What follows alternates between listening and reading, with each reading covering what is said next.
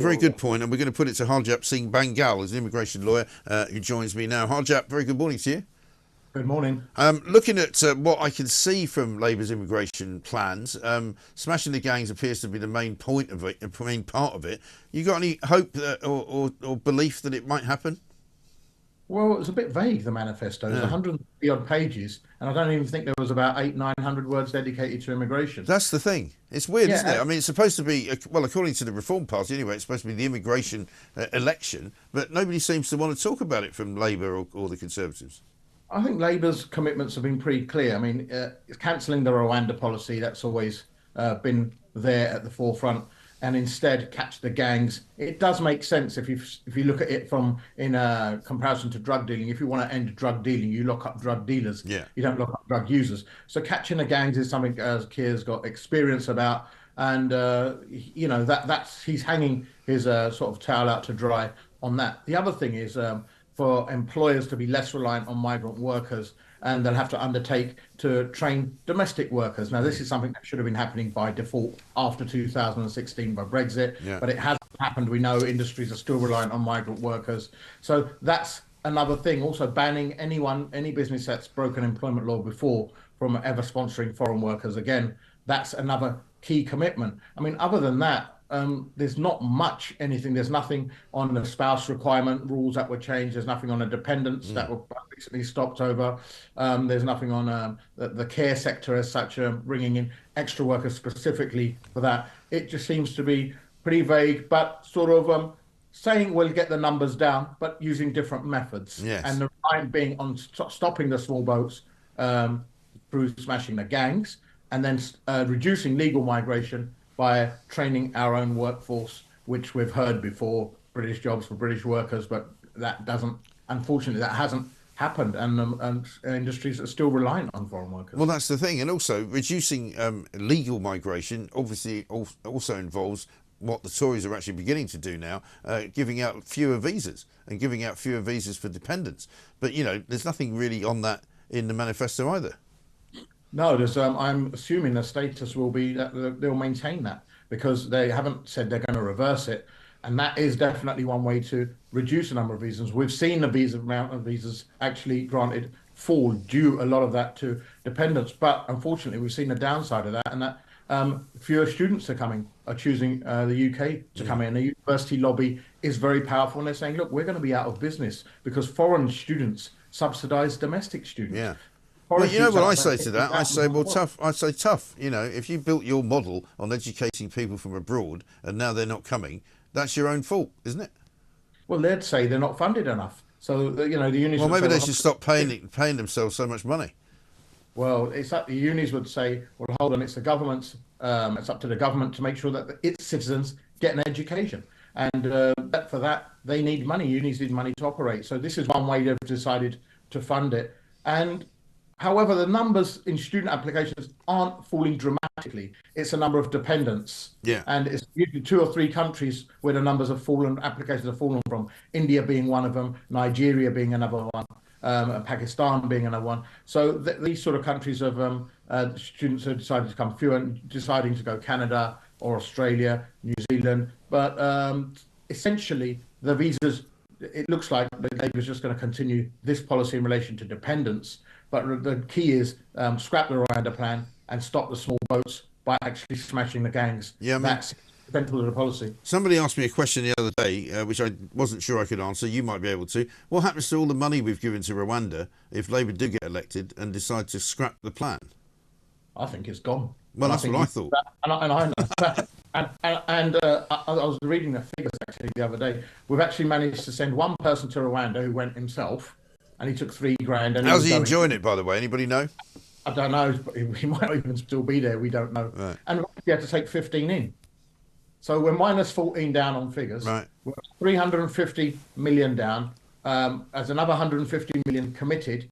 That's $500 million that could have been used anywhere, on doctors, nurses, training our own, schools with the crumbling walls, etc. And it's just crazy and bonkers that all over a 300 space plan, which is not going to deter and I know 49,000 other people coming over, and it hasn't deterred. The biggest deterrent is the weather. if anything, Right. weather deters the most. So if that was put into stopping the gangs, then maybe Sakir's onto something. He's on right. If we'd have spent 500 million on our infrastructure and on our forces, on special elite units to stop the gangs, then perhaps, and locked, say, 40, 50 of them away for life. Mm. Because it's another problem. When people smugglers actually get caught, and there was a case about 3 weeks ago, they get paltry sentences, like Yeah. 3 years, and they'll be out in a year and a half. Right. I read that this gang had made like, 2 or 3 million pounds. Now, some people might think, it's worth going into jail for a year and a half for 3 million pounds. If anything, the small sentences encourage it. If you start locking them away for life, that will be a massive deterrent too in part of this. Yeah, but Stopping the gang. you know as well as I do, Harjap. You talked about drug dealers. Locking up drug dealers is the way to do it, not locking up users. But that hasn't stopped drug dealing. It hasn't stopped drugs coming into this country in massive amounts. It hasn't stopped London from becoming the cocaine capital of Europe. And the same goes for people smuggling. It's a very lucrative business. People are not going to be put off because they know it's illegal. They know they could face jail if they get caught. That doesn't stop them.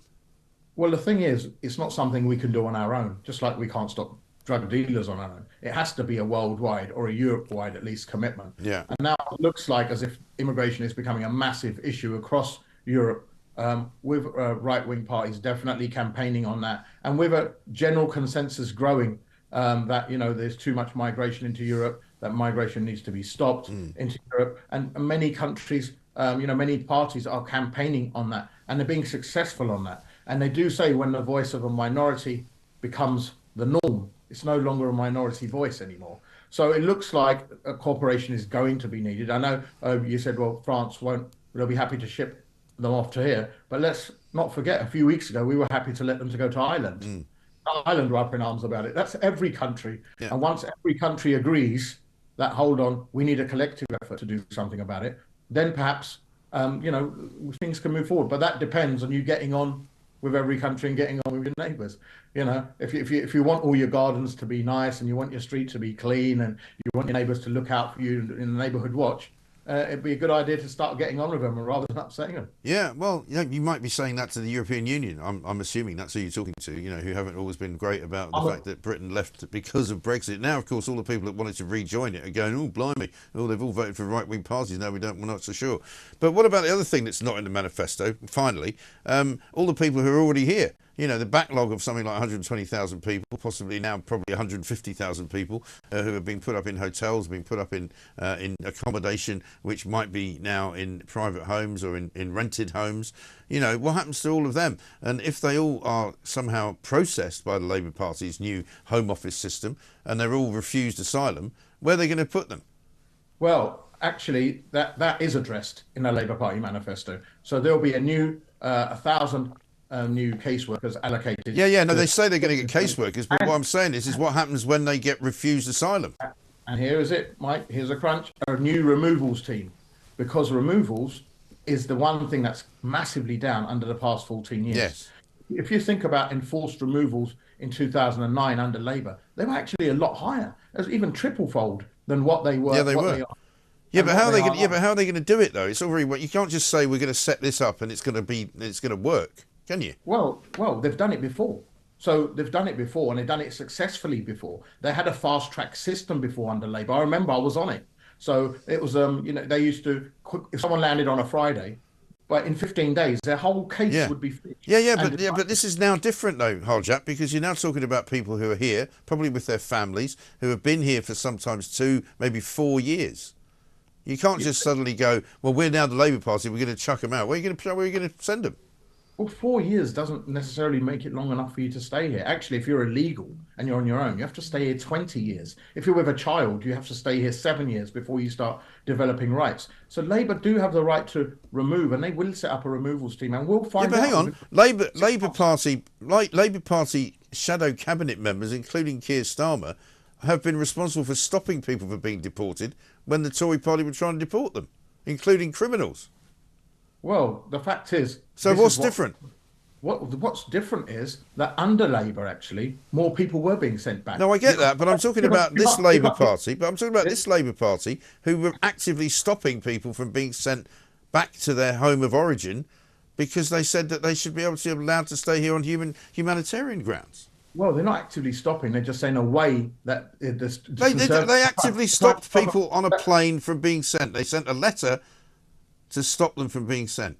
Many MPs write for their constituents, and you'll be surprised to know that many MPs, whether they're Conservative or Labour, back their constituents' asylum applications Yeah. or Well, even if they're murderers, they don't. Not or really.